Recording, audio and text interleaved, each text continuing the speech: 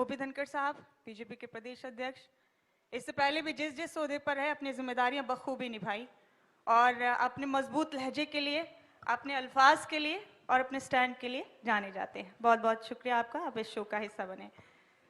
धनखड़ साहब, आप प्रदेश अध्यक्ष होने के नाते क्यों लगता है आपको कि तीसरी बार अवाम आपको लेकर आए हरियाणा में? देखिए, इसके तीसरी बार के लिए त्रिवेणी काम करेंगे। पहला है कि देश के लेवल पर जब लोग देखते हैं तो भारत एक मजबूत देश के रूप में इन वर्षों में उभरा है। एक उसकी नई पहचान खड़ी हुई है।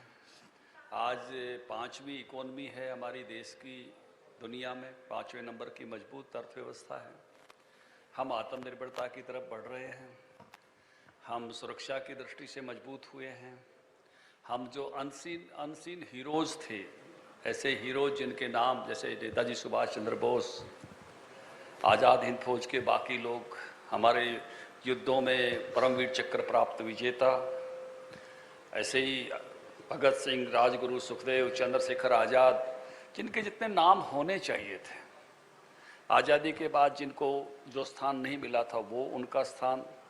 तो हर क्षेत्र, हर तरह से आप देखेंगे कि भारत एक आत्मनिर्भर भारत मजबूती के साथ खड़ा हो रहा है। मैक्रो लेवल पर एक विषय ये है जिसका विश्वास प्रत्येक भारतीय के मन में है, प्रत्येक हरियाणा वासी के मन में है। दूसरा जो कारण है वो है चीज़ों की अंतिम व्यक्ति तक डिलीवरी। क्योंकि मुझे याद है जब विद्यार्थी परिषद का काम करता था, एक गीत हम बोलते थे, उगा सूर्य कैसा कहूँ मुक्ति का ये उजाला करोड़ों घरों में ने पूछा, खुला पिंजरा है मगर रक्त फिर भी थके पंछियों के परों में ने पहुँचा। लेकिन आज हर घर में बिजली है, आज हर घर में उज्ज्वला की गैस है, नल से जल पहुँचा रहे हैं, 2-2 फ्री की वैक्सीन सबको लगी है। कोरोना महामारी आई तो 80 करोड़ परिवारों को फ्री अनाज देने का काम सरकार ने किया है। जनधन के खाते हैं, किसान सम्मान निधि पहुंच रही है। तो ऐसे चिरायु और आयुष्मान का कार्ड पहुंचा है, केंद्र राज्य सरकार दोनों मिलकर लगी हुई है। कंपनसेशन पहुंचता है, किसानों की फसलों का नुकसान होता है तो बीमे जैसी योजनाएं आई हैं। तो जिसको जैसे पिज्ज़ा वाला होम डिलीवरी करता है, ऐसे ही सरकारों ने भी होम डिलीवरी की है चीज़ों की। ये दूसरा है। तीसरा है कि हमारा ऑर्गेनाइजेशन, हमने ऑर्गेनाइजेशन को अपने को केवल प्रदेश स्तर पे नहीं, जिला स्तर पर ही नहीं, मंडल स्तर पे ही नहीं, 5-5 बूथों के हमने शक्ति केंद्र बनाए हैं। वहाँ पर नहीं तो प्रत्येक बूथ पर त्रिदेव और प्रत्येक पन्ने पर कार्यकर्ता। ये 15-15 परिवारों पर एक पार्टी का वर्कर खड़ा करने का काम हम कर रहे हैं। और जिसमें से 3,71,000 पन्ने कुछ कुल वोटर लिस्ट में हैं। हम इस ऑर्गेनाइजेशन को अभी 85% पूरा खड़ा कर चुके हैं। 23 जून तक हम पूरे हरियाणा के हर पन्ने पर बीजेपी का कार्यकर्ता होगा। तो ये जो त्रिवेणी है, संगठनात्मक सामर्थ्य, सरकारों, राज्य और केंद्र सरकार द्वारा ये जो डिलीवरी है चीज़ों की प्रत्येक घर तक, और भारत एक मजबूत राष्ट्र के रूप में, एक मजबूत देश के रूप में दुनिया के सामने, हमने इस समय पाकिस्तान की इकोनॉमी को बिखरते हुए देखा, हमने श्रीलंका की देखा, हमने इंग्लैंड की प्राइम मिनिस्टर को रोते हुए इस्तीफा देते हुए देखा, हमने न्यूजीलैंड की प्राइम मिनिस्टर को देखा, हम बाकी दुनिया के जो हमसे ऊपर 4 इकोनॉमी है उनकी ग्रोथ रेट और हमारी ग्रोथ रेट का अंतर देखा। तो ये तीनों चीज़ें, मैक्रो रूप पर भारत का मजबूत होना, लोगों तक चीज़ों की डिलीवरी होना और ऑर्गेनाइजेशन का इस प्रकार से खड़ा होना, तो एंटी इनकम्बेंसी को हम इनकम्बेंसी में बदल देते हैं और उसके कारण से हम तीसरी बार भी सरकार में आएंगे। लेकिन हरियाणा की सियासत में आपके सबसे बड़े विरोधी हुड्डा साहब तो कहते हैं कि पिछले 8-8.5 साल में बताइए सरकार क्या काम किए हैं। कोई मेडिकल कॉलेज बनवाया हो, कोई मेट्रो की 1 इंच लाइन को आगे भी उन्होंने बढ़ाया। और वो जब अपने काम गिनवाना शुरू करते हैं तो आपको पता है कि उनके पास पूरी एक फेहरिस्त होती है, लेकिन वो आपसे जवाब मांगते हैं। 1.5 रुपए के किसानों को चेक मिलते थे। मैं किसान मोर्चे का अध्यक्ष था, मुझे मालूम है, मैं दिखाता था टीवी पर उनके चेक कैसे मिलते थे। उनके समय की स्थितियाँ, आज के समय की स्थितियाँ सबको मालूम है। वो आप स्वामीनाथन की रिपोर्ट की इम्प्लीमेंट नहीं कर पाए, ऐसे कमजोर मुख्यमंत्री थे वो हुड्डा कमेटी की रिपोर्ट इम्प्लीमेंट नहीं करा पाए। जो 4 मुख्यमंत्रियों की कमेटी बनी हुई थी उसकी सिफारिशें यूं की यूं पड़ी रही। हमने आने के बाद उसको A2+FL दिया है। C2 की वो बात करते हैं, सही है, लेकिन A2+FL देने वाले भी हम थे, कांग्रेस नहीं थी। तो उस नाते से आप देखेंगे आज हर जिले में मेडिकल कॉलेज की तरफ सरकार बढ़ रही है। आज महिला कॉलेज जो है वो 20 किलोमीटर की अवधि में है। कहाँ थे उनके समय में? ये केवल कुछ बातें अपने समय की गिना देना 10 साल। आज मुआवजा जो है वो 9,000 करोड़ से ज़्यादा मिल चुका है। उनके पूरे समय में 1100 करोड़ भी नहीं था, आज 1100 करोड़ सालाना के हिसाब से मिल चुका है। हमारे समय का कोई 1.5 रुपये का चेक नहीं दिखा सकते आप। उनके समय के तो लोग अब भी चेक पब्लिक डोमेन में, टेलीविजन ने भी दिखाए हैं। तो इसलिए उनके समय का काम और आज के समय के काम की तो तुलना भी करना मुझे लगता है कि कोई वाजिब बात नहीं है। वो जहाँ थे उससे चीज़ें बहुत आगे चली गई हैं। 152D जैसी सड़कें कहाँ थी उस समय हरियाणा में? KJP कहाँ था? वहाँ नीलगाय घूमती थी, सब नीलगायों की डिलीवरी होती थी वहाँ जो मिट्टी पड़ी हुई थी उसमें। ये जो माहौल बदला है पूरे के पूरे हरियाणा का आज हम देख रहे हैं, कहाँ हुड्डा साहब के समय में था? हुड्डा साहब आजकल कर्ज को लेके भी बहुत ज्यादा सुर्खियां खुद भी बटोर रहे हैं और खुद काम सरकार के लोगों को भी उन्होंने दे दिया कि फिर उन्हें अकाउंटेबिलिटी अपनी तय करवानी पड़ती कर्ज के मामले पे। वो कहते हैं कि 1966 से लेकर 2014 तक 60 से 80 हजार करोड़ तक का कर्ज था, और जब से ये सरकार आई है पिछले तकरीबन 8.5 साल में अच्छा, हुड्डा साहब से पूछिए उस समय उनका बजट कितना था? वो कह रहे नहीं, 1 लाख करोड़ से नीचे का बजट। 1 लाख करोड़ हमारे समय में उस समय हुआ था। आज कितना बजट है? 183 पर गया है। ये बजट की जो मात्रा बढ़ती है उनको नहीं दिख रही। ये जो चीजें बढ़ती हैं, जब आमदनी बढ़ती है तो खर्चे भी बढ़ते हैं। और वो जो लिमिट है, आपने मेरे से पूर्व भी हमारे काफ़ी सारे लोग आए होंगे, तो जो 35% की लिमिट है, हम तो 25 के आसपास हैं। तो उस नाते से हरियाणा का कर्ज कोई ऐसा नहीं, हमारी कोई इकोनॉमी डूबती हुई इकोनॉमी नहीं है, हमारी कोई पंजाब जैसी हालत नहीं है। आज हमारे पंजाब हमसे बड़ा स्टेट होने के बाद भी उसकी कुल बजट की राशि हमसे कम हो गई है। आज 31% हमारा पूंजीगत व्यय है जो हम इंफ्रास्ट्रक्चर पर खर्च कर रहे हैं, और वो 10% के आसपास सिकुड़ गए हैं। तो हरियाणा की इकोनॉमी तो एक मजबूत इकोनॉमी के रूप में बढ़ रही है, इसलिए हुड्डा साहब को इसकी चिंता करने की जरूरत नहीं है। वो ये भी कहते हैं धनखड़ साहब कि आज के वक्त में 3 लाख करोड़ की तो डायरेक्ट डेब्ट है, 1 लाख करोड़ की देनदारियां हैं, कुल मिला के 4 लाख करोड़ का कर्जा है। इतना बड़ा कोई काम किया नहीं है, पैसा गया कहाँ? देखिए, वो तो हर साल के अपने एक इन्वेस्टमेंट है, हर साल का अपना एक खर्चा है। खर्चे में मैंने बताया कि 70% खर्चे तो रेवेन्यू के बजट होता है, तनख्वाहों में और में जाते हैं, लेकिन जो इंफ्रास्ट्रक्चर पर चीज़ें खर्च हो रही है, लगातार काम हो रहा है, वो काम सबको दिखाई दे रहा है। ऐसा नहीं है कि हरियाणा, यहाँ तो बड़ी पारदर्शिता है इस सरकार के समय में। इस सरकार पे तो उल्टे कोई आरोप लगाता है तो वो पोर्टल की सरकार होने के लगाता है, हुड्डा साहब भी लगाते हैं। ये तो बहुत पारदर्शिता वाली सरकार है, तो इसलिए यहाँ कोई भी कोई छुपी हुई चीजें नहीं है। इसलिए हुड्डा साहब इस बात की बिल्कुल चिंता ना करें, हरियाणा ठीक रास्ते पर अच्छी प्रगति कर रहा है, लोग खुश। एक वो अक्सर आपको CMI की रिपोर्ट पर भी हमेशा घेरते रहते हैं, आजकल ये नया उनका सिलसिला शुरू हुआ है कि इस रिपोर्ट के मुताबिक हरियाणा पूरे देश में बेरोजगारी में नंबर 1 है। ऐसा है कि वो एक प्राइवेट एजेंसी का एक डाटा वो आता है, और उसमें तो वो कई बार 1/3 लोगों तक को जो है ना हरियाणा बेरोजगार बता देते हैं। आपको ये डाटा लगता है? उन राज्यों में जो है रोजगार अच्छा बताते हैं जिनसे लाखों लोग प्रतिवर्ष हमारे यहाँ रोजगार लेने के लिए आ रहे हैं। क्या आपको लगता है डाटा ऑथेंटिक है? तो आप उसमें बिहार देखिए, पूर्वी उत्तर प्रदेश देखिए, बाकी राज्य देखिए, उड़ीसा देखिए, मध्य प्रदेश देखिए, बहुत सारे राज्य हैं जिनको अपने यहाँ रोजगार है। वो आपको मालूम है, 4.5 लाख लेबर आती है खेती का काम करने के लिए यहाँ पर हर साल। आज यहाँ पर बाकी आर्टिजन के रूप में कितने लोग काम कर रहे हैं आप देखिए, प्लम्बर देखिए, हेयर कटिंग करने वाले देखिए, मकान बनाने वाले देखिए। यहाँ तो और अन्य राज्यों के लिए भी रोजगार सृजन करता है। तो इस तरह की रिपोर्ट जो है ना, वो रिपोर्ट कोई ऐसी रिपोर्ट नहीं है, वो केवल मुद्दे बनाने के लिए कुछ रिपोर्टें ऐसी प्रकाशित होती हैं। इतनी बड़ी आबादी जो रोजाना किसी न किसी काम में लगी हुई है, ये ठीक है कि नौकरी चाहने वालों की एक संख्या हमेशा रहती है, लेकिन हरियाणा में रोजगार ये पर्याप्त मात्रा में है। नौकरी चाहने वालों को 1 लाख से अधिक को नौकरी मिली भी है। बाकी लोग भी निश्चित रूप से चाहेंगे, वो चाहना स्वाभाविक है।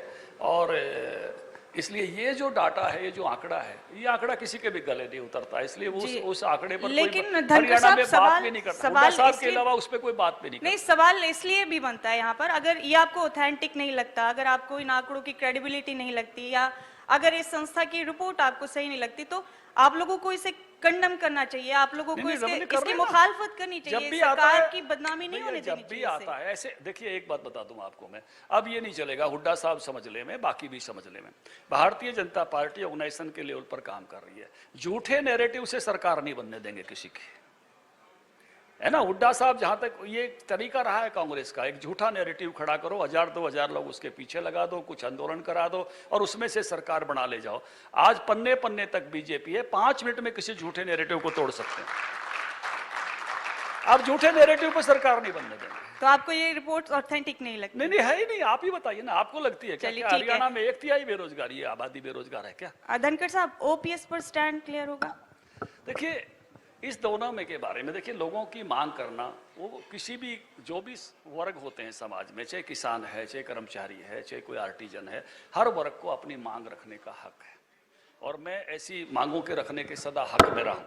फैसले सरकारों को करने पड़ते हैं और सरकारें क्या हैं कि संतुलन देखती हैं कि उसके पास जो पैसा है वो कितना पैसा किस तरह से खर्च किया जाए, और जो इकोनॉमी की मजबूती है उस भविष्य को ध्यान में रखकर भी पैसा खर्च किया जाता है। अब एक बड़े बड़े अर्थशास्त्री कहते हैं कि जो पैसा, जैसे मैंने कहा 31% पैसा पूंजीगत व्यय है, भारत सरकार में 30% पैसा बजट का पूंजीगत व्यय है और उसके कारण से भारत की इकोनॉमी मजबूत हो रही है, क्योंकि ये जो बड़ी बड़ी सड़कें बनती हैं, ऑर्बिटल ट्रेन यहाँ बनने वाली है, यहाँ जो है ये दिल्ली और दौसा वाला जो सड़क बम्बई तक जाएगी वो बनने वाली है, एक वो सीधी बम्बई तक जो ट्रेन जाने वाली जो रास्ता बना है, डेडिकेटेड ट्रेन का जो रास्ता बना है, तो ये सारी चीज़ें कहते हैं कि इनमें जब पैसा खर्च होता है तो वो 7 बार घूमता है और जो सीधा कंजम्पशन के लिए दे दिया जाता है तनख्वाह के रूप में, बाकी चीज़ों में, वो केवल 3 बार घूमता है। तो हमको भविष्य और वर्तमान दोनों का संतुलन बनाकर चलना पड़ेगा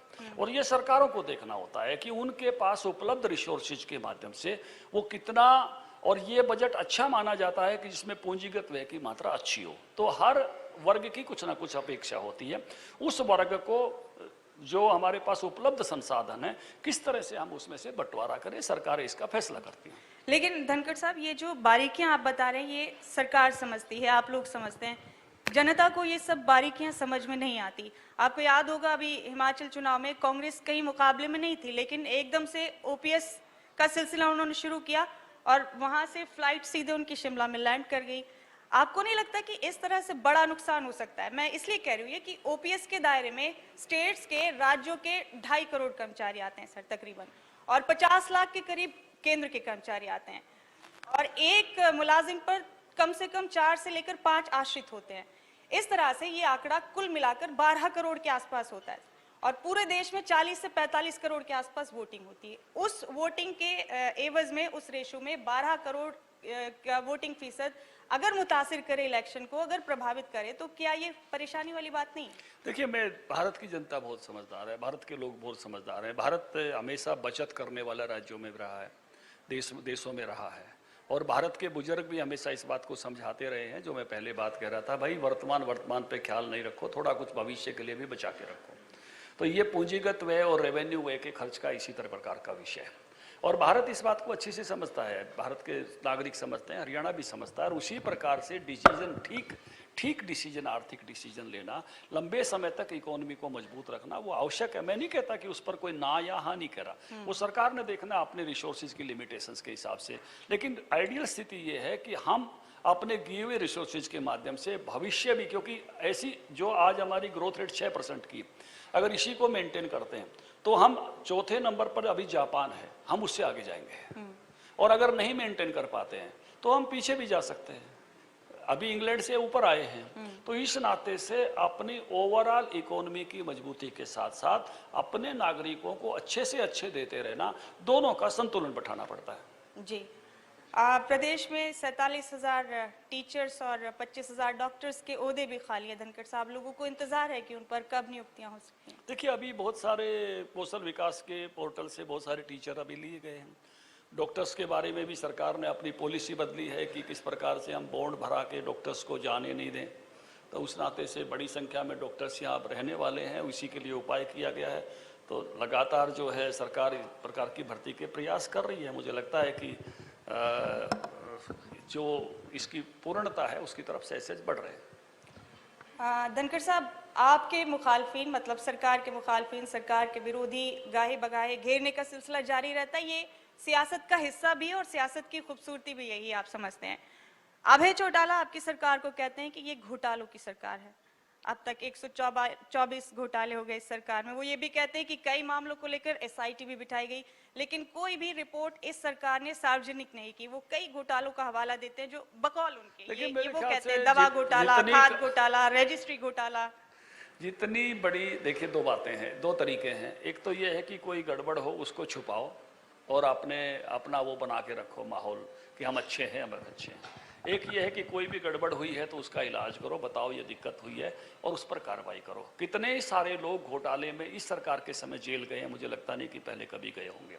जितना भ्रष्टाचार उन्मूलन के लिए संगठन को यहाँ मजबूत किया गया है, तो इतना मजबूत शायद पहले कभी भी नहीं किया गया। रोजाना कहीं ना कहीं मैं कार्रवाई पढ़ता हूँ और यही मेरी सरकार की खूबसूरती है कि वो इसको दबाती नहीं है। कोई भी घोटाला अगर करता है, कोई कमी आती है तो उस पर कार्रवाई करती है निश्चित रूप से। यही सबसे इस बात की सुंदरता है। अब आप उसकी गिनती से प्रभावित मत होइए, प्रभावित इस बात से हुई है कि सरकार जो है वो प्रभावशीलता के साथ किसी भी लेवल पर होने वाले घोटाले पर अपना जो है कार्रवाई करती है। ये सबसे बड़ी खूबसूरती है और एक बड़े अच्छे लेवल के भी अधिकारी इसके कारण से जो है जेलों में गए जी, लेकिन वो कहते हैं कि कोई रिपोर्ट सार्वजनिक नहीं की आप लोगों ने। कि कार्रवाई हो रही है जी, लोग जेलों में जा रहे हैं, कार्रवाई हो रही है, एक्शंस हो रहे हैं, सबको दिख रहा है, कार्रवाई हो रही है। उनको क्या चाहिए? देखिए राजनीतिक, जिसको मैं कहूँगा कि वो नैरेटिव खड़े करना, जिसकी मैं पहले बात कर रहा था, वो एक अलग कथा है। उसमें से उसको चाहिए होता है कि राजनीति में मुझे लाभ कैसे मिलेगा, वो उस पर सोचता है। लेकिन इस पर जो एक्शन होता है, जो इसमें इन्वॉल्व लोग हैं, उन पर होता है। तो ये दोनों बातों में फर्क है। किसी की अपेक्षा कुछ और हो सकती है कि कहीं पर निगाहें, कहीं पर निशाना, आप समझ सकते हैं। लेकिन जो वास्तव में कार्रवाइयां हो रही हैं वो सबको दिख रही हैं, जनता जनार्दन के बीच में। जी, धनखड़ साहब, आपने भी प्रदेश की कमान संभाली है कृषि मंत्री रहते हुए। हालांकि अब ये जिम्मेदारी नहीं, लेकिन तमाम तर कुल मिलाकर जिम्मेदारियां आप संभाल रहे हैं प्रदेश अध्यक्ष होने के नाते। ये पहली बार हुआ है कि हरियाणा से ज्यादा पंजाब में हुई है गन्ने की कीमत। पंजाब में गन्ने की कीमत हरियाणा से पहली बार ज्यादा हुई है।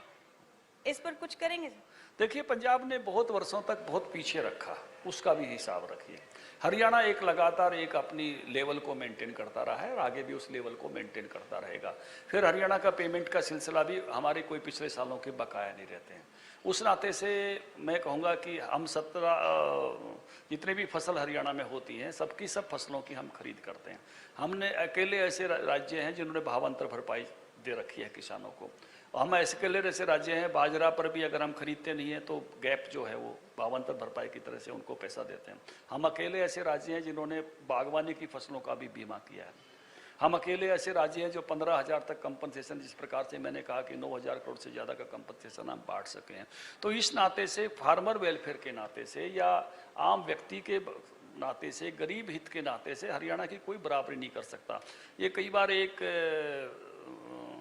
मैं इसको एक कहानी से बताने की आपको कोशिश करूंगा कि एक आदमी ने किसी बड़े आदमी के यहाँ रिश्ता कर दिया और जब बारात आई तो कोई एक कमी निकाल दी है और कहा कि मैं शादी नहीं कर रहा कि तुम ये कुछ गड़बड़ बाराती आ गए हैं। तो वो उन्होंने बड़े हाथ जोड़े, बड़े संपन्न आदमी थे कि भाई सब कुछ हम कर लेंगे, तू लड़की हमको दे दे। तो उन्होंने बिल्कुल कहा ठीक है, शादी कर दी। जब बारात वापिस जाने लगी तो पहले वो रथ में आती थी, तो जो रथवान था उसको उसने जो पैसा खर्च करना था खुद की तरफ से, लगभग 100 मुद्राएं जो 100 सिक्के उसको दे दिए चांदी के। जो नाई आया था 100 सिक्के उसको दे दिए। अब बाकी को कुछ किया नहीं, कुछ खर्चा वर्चा किया नहीं। वहां जाकर सब बराती कह रहे 100 तो इनको दिए हैं, पता नहीं क्या करने वाले थे। तो ये कई बार टोकनिज्म के कार्यक्रम होते हैं। ओवरऑल देखेंगे कि कौन क्या कर रहा है, कितना पैसा खेती किसान के खाते में किस राज्य का जा रहा है, उसके फेवर में जा रहा है, तब आपको ध्यान में। वर्षों तक इन्होंने फसल बीमा योजना लागू नहीं की पंजाब सरकारों ने। तो ये जो जिस प्रकार की सोच के साथ चलते हैं वो हरियाणा की कोई बराबरी नहीं है। तो आपको लगता है, आप मुतमईन हैं अपने कामकाज से, दूसरा टेन्योर लगातार देख रहे हैं, दूसरा कार्यकाल है, कि एंटी इनकम्बेंसी जैसी कोई चीज आपके लिए नहीं बनी? देखिए होती है, लेकिन जिस प्रकार से मैंने कहा कि हम ऑर्गेनाइजेशन में काम करते हैं नीचे तक अपने ऑर्गेनाइजेशन को लेकर, जैसे कांग्रेस पार्टी है, उनका प्रदेश ही नहीं बन रहा जी, एक अध्यक्ष को उन्होंने लठिया के उतार दिया, अशोक तंवर जी को, शैलजा जी को उन्होंने अपनी बोर्ड ही नहीं बनाने दी। अभी ये बेचारे उदय भान जी आए होंगे, शायद आपने पूछा हो कि आपकी कार्यकारिणी कब आएगी, अब तो उन्होंने डेट भी बतानी बंद कर दी है। बहुत दिन तक तो मीडिया में लगा रहा आएगी आएगी आएगी आएगी, अब वो विषय ही खत्म हो गया है। अब जो प्रभाव था कांग्रेस का, शैलजा जी का, उनके पिताजी का प्रभाव क्षेत्र था सिरसा, उनको प्रभावहीन कर दिया। सुरजेवाला जी जींद कैथल में प्रभाव रखते थे, उनको तड़ी पार कर दिया। और बेचारे कुलदीप जी तो जो है उनको छोड़नी पड़ी कांग्रेस, जो सम्मान मान चाहिए था बीजेपी ने उनको वो मान सम्मान जो है बहाल करके भव्य को हमने बहुत जोरदार तरीके से विधायक जो है चुना है, हम सब उसमें टोली के रूप में लगे। तो वो जो उनके उस परिवार का जो स्थान था, कदर था, उसके नाते से भारतीय जनता पार्टी, राव इंद्रजीत सिंह जी पहले कांग्रेस के वहाँ होते थे अहिरवाल में, आज भारतीय जनता पार्टी में केंद्र में मंत्री हैं। तो ये कांग्रेस तो कहीं है ही नहीं जी, किसकी बात कर रहे हो? इन्होंने तो पूरी कांग्रेस को सहज सहज करके सिकोड़ दिया, और एक अपनी ही राजनीति के चक्कर में, आप समझ सकते हो कहाँ की बात मैं कर रहा हूँ, वहीं के चक्कर में सब रह गए। तो उसके कारण से पूरे हरियाणा का आप एक बार नक्शा देखिए, तो ना ऑर्गेनाइजेशन बना रहे हैं, ना दिग्गज। एक समय था हम प्रभावित होते थे भी, कांग्रेस इतने दिग्गजों को लेकर साथ चल रही है, लेकिन आज वो कांग्रेस बची नहीं है, तो ये कहाँ लड़ाई लड़ने आएंगे जी? उदय भान जी तो नहीं आए अभी तक, लेकिन दीपेंद्र हुड्डा साहब आए थे। और अभी जिस मामले का आपने जिक्र किया कि जाहिर सी बात है कांग्रेस में गुटबाजी को लेकर सभी चर्चाएं करते हैं, लेकिन दीपेंद्र हुड्डा साहब यहीं इसी कुर्सी पर बैठकर कहकर गए कि इन दिनों भारतीय जनता पार्टी इस मसले से जूझ रही। किस मसले से? भारतीय जनता पार्टी तो एक बहुत शानदार टीम की तरह से काम करती है, और उन्होंने तो अभी उनकी मीटिंगों में कितने लोग आते हैं, कितने लोग गैर हाजिर होते हैं। भारतीय जनता पार्टी कोई मीटिंग सुनी, उसमें कोई दिग्गज नेता नहीं आया? कोई सुनी है आपने? अभी उनकी मीटिंगें होते हैं, कितने लोग आते हैं? ठीक है, लेकिन कुछ उनकी भारतीय जनता पार्टी की तो मीटिंग में हर आपको नजर नहीं आता? 100% नहीं। भारतीय जनता पार्टी बिल्कुल बहुत शानदार संगठन है। नहीं, कोई डिसएग्रीमेंट, कुछ तो इख्तिलाफ बिल्कुल भी नहीं। भारतीय जनता पार्टी बहुत अच्छी तरह से एक इकाई के रूप में, शख्सियतें हैं, शख्सियतें राजनीति में होनी चाहिए, लेकिन एक शानदार संगठन भारतीय जनता पार्टी का है। भारतीय जनता पार्टी के प्रदेश अध्यक्ष ओम प्रकाश धनखड़ जी खबरें अभी तक पर ये बता रहे हैं, मुझे सब पर गर्व और गौरव है मेरे नेताओं पर कि सब मिलकर एक साथ काम करें जी। लेकिन ये कल्चर नहीं था भारतीय जनता पार्टी का, ये हम भी मानते हैं, लेकिन हो सकता है आपके किसी नेता के दिल में कोई कसक रही हो। राव इंद्रजीत गाए बगाए कहते हैं, अहिरवाल में जाकर भी कहते हैं, हमें अपने संघर्षों के लिए, अपने हक के लिए लड़ना होगा। बहुत शानदार हमारे नेता हैं राव इंद्रजीत सिंह जी, और पार्टी के समर्पित सिपाही हैं। पार्टी के लिए जहां भी जिस राज्य में भेजते हैं वहां जाकर काम करते हैं, और पार्टी के मैं कह सकता हूं कि वो मेरी पार्टी में नए आए थे, लेकिन आज वो बिल्कुल जैसे मंजे हुए बीजेपी के लोग होते हैं उस तरह से काम करते हैं। उनकी बेटी हाल ही में आरती ने भी अभी कहा कि रेवाड़ी से मैं चुनाव लड़ूंगी, पार्टी टिकट दे या न दे। भाई चुनाव लड़ने की किसी की भी इच्छा हो सकती है, पार्टी आप जब आएगा वक्त आएगा विचार करेंगे।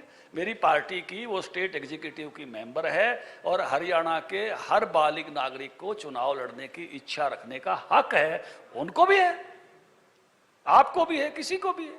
नहीं तो इसलिए टिकट का फैसला जब वक्त आता है तब करते हैं। बात टिकट की नहीं है, बात यह है कि सीधे तौर पे ये परेशानी वाली बात नहीं है। क्या? मैंने जिस इख्तिलाफ की बात की, मैंने जिस डिसएग्रीमेंट की बात की, असहमति की मैंने जिसकी बात की, वैसी चीजें नजर आने लगी, इसलिए वो बोल भी गए हुड्डा साहब यहाँ पर। नहीं, हुड्डा साहब अपनी पार्टी संभाले ना, मैं बता रहा हूँ मेरी पार्टी की जिम्मेवारी मैं ले रहा हूँ। उनकी असहमति तो सड़कों पे दिखती है। उन्होंने तो अध्यक्षों को लठिया के उतारा है, कार्यकारिणी नहीं बनाने दी है। हम एक जगह बैठकर सब मिलकर काम करते हैं, एक जगह बैठकर डिसीजन करते हैं, एक साथ पार्टी को सब लेकर चलते हैं। नहीं, अरविंद शर्मा जी ने भी मनीष ग्रोवर के लिए कुछ कहा। देखिए, मनुष्यों का संगठन है, और मनुष्यों के संगठन में सबके 100% किसी बात पर विचार मिलेंगे, हम ये नहीं मानते हैं। हमारे यहाँ मनभेद नहीं होते, मतभेद हो सकते हैं किसी राय पर। 2 नेताओं की राय अलग अलग हो सकती है, 3 की अलग अलग हो सकती है, 4 की अलग अलग हो सकती है, और यही लोकतंत्र का सौंदर्य है। इसलिए मतभेद हो सकते हैं, लेकिन भारतीय जनता पार्टी किसी भी नेता में कांग्रेस की तरह से मनभेद नहीं है। इसका यकीन है आपको? हैं? इसका यकीन है आपको? बिल्कुल, हम बिल्कुल एक मन के साथ एक टीम में काम करते हैं। हमारे यहाँ पहले मत अलग अलग आ सकते हैं, लेकिन बाद में अब इस मंत्र पे भी चलते हैं कि मत अनेक निर्णय एक। बाद में जो अध्यक्ष ने कहा वो फाइनल। मैंने ये आपसे इसलिए भी भारतीय पूछा, मतदान धनखड़ की साहब, कल्चर है। मैंने ये आपसे इसलिए भी पूछा कि मोदी जी और आप सब हमेशा कांग्रेस मुक्त भारत की बात करते आए, लेकिन बीरेंद्र सिंह कहते हैं कि कांग्रेस की मजबूती जरूरी है देश की भलाई के लिए। वो इस नारे के रास्ते में क्यों आ रहे हैं? देखिए, दोनों बातों में मैं कहूंगा कि किसी न किसी रूप में अलग अलग प्रकार का एक पक्ष है, दोनों को समझना चाहिए। कांग्रेस पार्टी का जिस प्रकार का स्वरूप बना, केवल हम नहीं कह रहे, गांधी जी ने भी कहा था कि कांग्रेस को अब समाप्त कर देना चाहिए, मोदी जी ने वही बात कही है। वीरेंद्र सिंह जी जो बात कह रहे हैं, उनका कांग्रेस जैसे शब्द से कोई मतलब नहीं है। उनका मतलब इस बात से है कि देश में एक मजबूत विपक्ष होना वो लोकतंत्र का सौंदर्य है, इसलिए वीरेंद्र सिंह जी उस रूप में कहते हैं। चलिए, मेरा आखिरी सवाल है धनखड़ जी आपसे। आपके एक नेता ने कहा कि हमें बैसाखी की जरूरत नहीं, मुराद यहाँ गठबंधन से है, आप भी समझते हैं। और जब ये सवाल अजय चौटाला से पूछा गया तो उन्होंने कहा कि हमने कब दी बैसाखी, नहीं है जरूरत तो ना लें। नहीं, देखिए, इसको बैसाखी के रूप में देखना भी मैं कहता हूं कि ये शब्दों का सौंदर्य नहीं है। इसमें भारतीय जनता पार्टी एक अपनी जीत कर आई थी, बाकी सब भी लोग साथ आए थे और निर्दलीय भी साथ आए थे। बहुमत का आंकड़ा तो वहाँ भी छू रहा था, लेकिन फिर भी भारतीय जनता पार्टी गठबंधन में साथ लेकर चली जेजेपी को एक मजबूत सरकार देने के लिए, एक रिप्रेजेंटेटिव सरकार देने के लिए, जिसमें से अधिक स्थानों पर रिप्रेजेंटेशन दिया जा सके, अधिक से अधिक स्थानों पर यह एहसास हो कि ये सरकार हमारी है और हमारा गठबंधन अच्छा चल रहा है। उस नाते से, गठबंधन के नाते से हम अच्छा काम कर रहे हैं। ये जो अगली बातें कई बार होती है भविष्य को सवाल को लेकर कि आगे क्या होगा लोकसभा में, विधानसभा में, वो जब सवाल आएगा तब उसका उत्तर देंगे। जी, वैसे शब्द का इस्तेमाल आप ही के सांसद ने किया था, लेकिन धनखड़ साहब, आपकी बेबाकी जिसके लिए आप जाने जाते हैं, तमाम सवालों की तह में जाकर भी उनके जवाब देना जिसके लिए आप जाने जाते हैं, वाकई काबिल तारीफ है। बहुत बहुत शुक्रिया, आप यहाँ तशरीफ लेकर आए। और आपके लिए मैं अब क्या कहूँ इससे ज़्यादा कि इनकी बातें क्या करते हो, ये लफ्ज़ों के बानी है, इनके कितने लहजे हैं और हर लहजा लाफानी है। बहुत बहुत शुक्रिया तशरीफ लाने। आपका भी बहुत बहुत धन्यवाद जो है, और खबरें अभी तक का भी बहुत बहुत धन्यवाद, शुक्रिया। तो एक सार्थक चर्चा का दौर यहाँ पर चला और सर आपसे अनुरोध करूंगी कि आप यहाँ मंच पर रहिए और इसी के साथ में खबरें अभी तक के एमडी डॉक्टर विशाल गर्ग जी को यहाँ पर बुलाना चाहूंगी कि वो यहाँ पर आए और इस पल को यादगार बनाए। तो जोरदार तालियों के साथ, क्योंकि देखिए जहां पर विकास को लेकर बात हो रही है, आगामी रणनीति को लेकर बात हो रही है, लगातार हमारी ये चर्चा जारी है और वाकई एक यादगार पल यहाँ पर ये इसलिए क्योंकि देखिए 2024 नजदीक है। तो ऐसे में 2024 को लेकर बीजेपी की क्या रणनीति है और किस आधार पर आगे बीजेपी बढ़ रही है।